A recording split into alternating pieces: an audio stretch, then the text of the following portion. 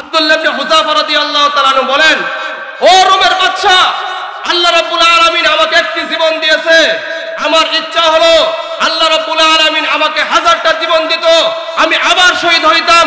আল্লাহ রাব্বুল আলামিন আবার জীবন দিত, আবার শহীদ হইতাম। রব্বুল আলামিনকে খুশি করার জন্য আমি কান্না করতে সুবহানাল্লাহ বিহামদিহি। সেই জন্য মুসলমান ভাইরা আমার, বন্ধুরা আমার, আব্দুল্লাহ ইবনে হুযাফা রাদিয়াল্লাহু তাআলা আনহুর এই কথা শুনে রোমের বাদশা খুশি হয়ে গেছে। বলতেছে, আব্দুল্লাহ ইবনে হুযাফা, তোমাকে পরীক্ষা করা আমার ইচ্ছা ছিল, তুমি পরীক্ষায় পাশ করে ফেলেছো, সুতরাং তুমি আমার কপালে একটা চুমা দিয়ে যাও, তোমার চুমা পেলে আমি ধন্য হয়ে যাব এবং তোমাকে আমি ছেড়ে দিব। আব্দুল্লাহ ইবনে হুযাফা রাদিয়াল্লাহু তাআলা যখন এই ঘটনা ও আমিরুল মুমিনিন ওমর রাদিয়াল্লাহু তাআলা আনহুর কাছে বলেন, ওমর রাদিয়াল্লাহু তাআলা আনহু বলেন, আব্দুল্লাহ ইবনে হুযাফা, শুধু তোমার কপালে আমি নয়, বরং সারা দুনিয়ার মুসলমান যারা আছে, মদিনার মুসলমান সকলেই তোমার কপালে চুমু দেওয়া দরকার। আল্লাহ। তাহলে মুসলমান এই কথা দ্বারা কি বুঝলাম? এখন যুবক ভাইরা আমার, যারা যুবক আছি এরা বলবে, হুজুর এই ঘটনা বললেন খলিফাতুল মুসলিমুন আমিরুল মুমিনিনের সময়ের ঘটনা। আমিরুল মুসলিমিন খলিফাতুল মুসলিমিন ওমর রাদিয়াল্লাহু তাআলা আনহু, তিনি রোমান, সেই সময় রোমান দেশ ছিল, পারস্য ছিল। এই রোমান দেশে একজন বাদশা ছিল, যে বাদশা এমন বাদশা যার পাওয়ার ছিল সুপার পাওয়ার, পরাশক্তি ছিলেন, তিনি পরাশক্তি ছিলেন। বর্তমান জামানায় যেমন আমেরিকা পরাশক্তি, রাশিয়া পরাশক্তি, ইন্ডিয়া পরাশক্তি, চীন পরাশক্তি, ওই সময় পারস্য ছিল পরাশক্তি, পারস্যকে হারানো যায় না। রোম ছিল পরাশক্তি, রোমকে হারানো যায় না, এমন রোমের শক্তি ছিল। খলিফাতুল মুসলিমিন ওমর রাদিয়াল্লাহু তাআলা আনহু ওই রোম সম্রাটের বিরুদ্ধে আব্দুল্লাহ ইবনে হুযাফা রাদিয়াল্লাহু তাআলা আনহু নামে একজন সাহাবীকে পাঠান। আব্দুল্লাহ ইবনে হুযাফা রাদিয়াল্লাহু তাআলা আনহুকে বলেন, আব্দুল্লাহ ইবনে হুযাফা, যাও ওই রোম দেশে যাও, রোম দেশে গিয়ে তাদের সাথে মোকাবেলা করো, যুদ্ধ করো। হায়াতুস সাহাবার কিতাবের ভিতরে আসছে, আল্লাহর গোলাম হযরতে আব্দুল্লাহ ইবনে হুযাফা রাদিয়াল্লাহু তাআলা আনহু আল্লাহর রাসূল সাল্লাল্লাহু আলাইহি ওয়াসাল্লামের জলিলুল কদর সাহাবী, তিনি যখন এই রোম দেশের বিরুদ্ধে যুদ্ধের জন্য গিয়েছেন, রোমের বাদশা জানে মুসলমানরা কোনোদিন পরাজয় বরণ করে না। রোমের বাদশা জানে মুসলমানদের সাহস, রোমের বাদশা জানে মুসলমান জীবন দিয়ে দেয় কিন্তু পরাজয় বরণ করে না। মুসলমান এমন জাতি, এমন জাতি। রোমের বাদশা বলল, আল্লাহর গোলাম, তোমরা সৈন্যবাহিনীদেরকে বললো, সৈন্যবাহিনীরা আমাদের কাছে ওই যে মুসলমান সৈন্যবাহিনী আছে, মুজাহিদ বাহিনী, আমি তাদের ইমানে পরীক্ষা নিব, তারা কেমন ইমানদার, কেমন ইমানদার। কয়েকজন মুসলমান সৈন্যবাহিনী তোমরা গ্রেফতার করে নিয়ে আসবা। আব্দুল্লাহ ইবনে হুযাফা রাদিয়াল্লাহু তাআলা আনহু যুদ্ধের জন্য গিয়েছেন। আব্দুল্লাহ ইবনে হুযাফা রাদিয়াল্লাহু তাআলা আনহু সঙ্গে আরো কিছু সাথী ছিলেন। এই সাথীগুলো সহ কয়েকজনকে রোমান সৈন্যরা গ্রেফতার করে ফেলেছে, নিয়ে আসছে মুসলমানদেরকে। রোমের বাদশা ডাক দিয়েছে, এই মুসলমান, তোমাদের ভিতরে কে তোমাদের নেতা, কে তোমাদের দল লিডার, কে তোমাদের মধ্যে সবচেয়ে বড় নেতা? সাহাবা একরাম বলতে, ও রোমের বাদশা, আমাদের ভিতরে কোন নেতা হয় না, আমাদের একজন আমির সাহেব আছে, নাম হলো আব্দুল্লাহ ইবনে হুযাফা। আব্দুল্লাহ ইবনে হুযাফা রাদিয়াল্লাহু তাআলা আনহু। তখন রোমের বাদশা ডাক দিয়েছে, আব্দুল্লাহ ইবনে হুযাফা, আমার কাছে আসো, আমার কাছে আসো, আমার পাশে তুমি বসো। আমি শুনেছি তোমাদের অনেক সাহস, তোমাদের অনেক বীরত্ব, তোমরা পরাজয় বরণ করো না। তোমাদের মতো একজন লোক আমার দরকার।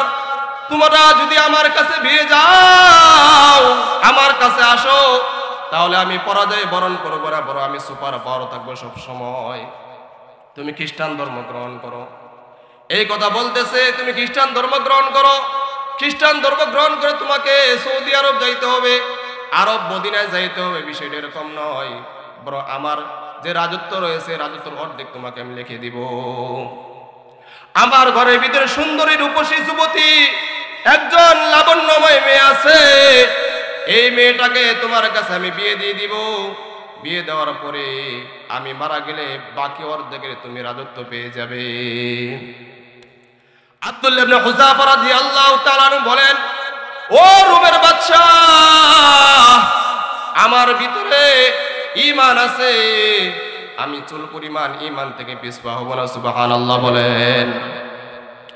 আমি চুল পরিমাণ ঈমান থেকে পিছপা হব না, আমি জীবন দিয়ে দিব, আল্লাহর রাস্তায় শহীদ হয়ে যাব, কিন্তু আমি ঈমান ছাড়বো না। রোমের বাদশা প্রলোভন দিয়েছে, লোভ দিয়েছে, কিন্তু এই লোভে আব্দুল্লাহ ইবনে হুযাফা রাদিয়াল্লাহু তাআলা দুনিয়াকে প্রাধান্য দেয় নাই, বরং আখিরাতকে প্রাধান্য দিয়েছে। কথা বলেন ঠিক কি না? আব্দুল্লাহ ইবনে হুযাফা রাদিয়াল্লাহু তাআলা আনহু তখন দেখলেন রোমের বাদশা দেখলেন না কোনোভাবে কাজ হয় না, লোভ দিয়েছে, কোনো কাজ হয় না। অনেক সময় আলেম ওলামাদেরকে লোভ দেওয়া হয়, ও আলেম তুমি জেলখানায় আছো, তোমাকে লক্ষ লক্ষ টাকা দিব, তুমি বিদেশ চলে যাও, আন্দোলন করবো না, জিহাদের কথা বলবো না, রাজনীতির কথা বলবা না, এরকম প্রস্তাব জালেমরা দিয়ে থাকে। কথা বলেন ঠিক না? ও মুসলমান আল্লাহর গোলাম, আব্দুল্লাহ ইবনে হুযাফাকে লোভ দিয়েছে, কাজ হয় না, কোনো কাজ হয় না। এরপর রোমের বাদশা বলতে সোজা আঙ্গুলে গিয়ে উঠেন, আঙ্গুল বাঁকা করতে হবে। তখন বলল, যাও আব্দুল্লাহ ইবনে হুযাফাকে তোমরা বন্দি করো, বেঁধে রাখো, বেঁধে তার হাতের মধ্যে তীর মারবা, পার মধ্যে তীর মারবা, যেন সে মারা না যায়। এরকম ভাবে তীর মারা হয়েছে, তীর মারা হয়েছে। আব্দুল্লাহ ইবনে হুযাফা রাদিয়াল্লাহু তাআলা বলে, আমার রব হলো আল্লাহ। আমার রব কে? আব্দুল্লাহ ইবনে হুযাফা রাদিয়াল্লাহু তাআলা কে এবারও টালানো যায় না, নিজের কাছে আনা যায় না, লোভ দিয়েও কোনো কাজ হয় না আল্লাহর গোলাম। তখন রোমের বাদশা বলতেছে, না আরো কঠিন হইতে হবে। এই তুমি সৈন্যবাহিনী, তোমরা তেল গরম করো, কড়াই ভর্তি তেল গরম করো, তেল গরম করো, এমন তেল টকবক টকবক করে। আব্দুল্লাহ ইবনে হুযাফা রাদিয়াল্লাহু তাআলা আনহুর সাথে আরো কিছু সাহাবা একরাম তারা গ্রেফতার হয়েছিলেন। আব্দুল্লাহ ইবনে হুযাফা রাদিয়াল্লাহু তাআলা আনহুকে নিয়ে আসছে, সাথে আরো কয়েকজন সাহাবীদেরকে নিয়ে আসছে। আব্দুল্লাহ ইবনে হুযাফা রাদিয়াল্লাহু তাআলা আনহুর সামনে দুইজন সাহাবীকে বিবস্ত্র করেছে, কাপড় খুলে ফেলেছে। কাপড় খুলে আল্লাহর গোলাম ওই সাহাবা একরামদেরকে ওই উত্তপ্ত তেলের মধ্যে ছেড়ে দিয়েছে। তেলের মধ্যে ছাড়ার সঙ্গে সঙ্গে আল্লাহর গোলাম ওই সাহাবা একরামের গোশত শরীর থেকে আলাদা হয়ে গেছে, হাড্ডিগুলো ভেসে উঠেছে। তারা শাহাদাতের তামান্না, শাহাদাতের অমৃত সুধা পান করে জান্নাতের মেহমান হয়ে গেছে। মুসলমান ভাইরা আমার, বন্ধুরা আমার, এরপরে রোমের বাদশা ঘরে চলে যাবে, ফরমান জারি করে, যাও আব্দুল্লাহ ইবনে হুযাফাকে তেলের মধ্যে ফেলে দাও। আব্দুল্লাহ ইবনে হুযাফা রাদিয়াল্লাহু তাআলা আনহু কান্না করে, সৈন্যবাহিনী বলো, বাদশা আব্দুল্লাহ ইবনে হুযাফা কান্না করে, কান্না করতেছে। আব্দুল্লাহ ইবনে হুযাফা মনে হয় ভয় পেয়েছে, মনে হয় ভয় পেয়েছে, সে খ্রিস্টান ধর্ম গ্রহণ করবে। তখন রোমের বাদশা বলে, ও আব্দুল্লাহ, তুমি কেন কান্না করতেছ? তোমার মৃত্যুর ভয় ঢুকে গেছে, তোমার ভিতরে রাজত্ব ঢুকে গেছে, তুমি রাজা হইতে চাও।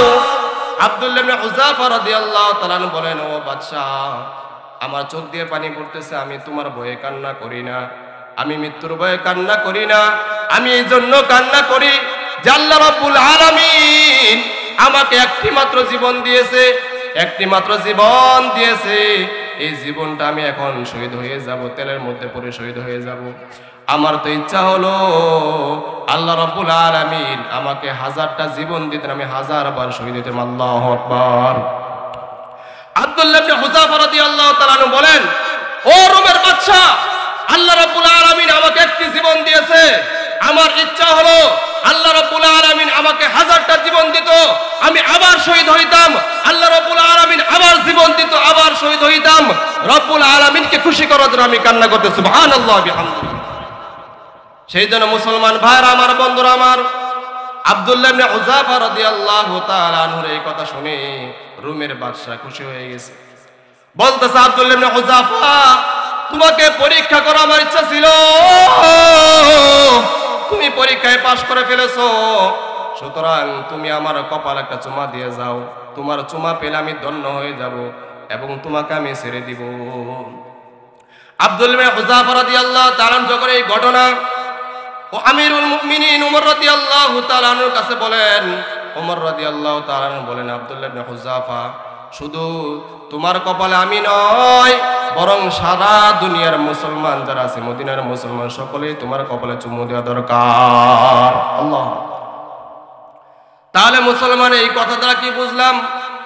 এখন যুবক ভাইরা আমার, যারা যুবক আছি এরা বলবে, হুজুর এই ঘটনা বললেন, এটা তো 1400 বছর আগের ঘটনা। কোন সময়ের ঘটনা? 1400 বছর আগের ঘটনা। সাহাবা একরামের ঈমান এত তেজ ছিল।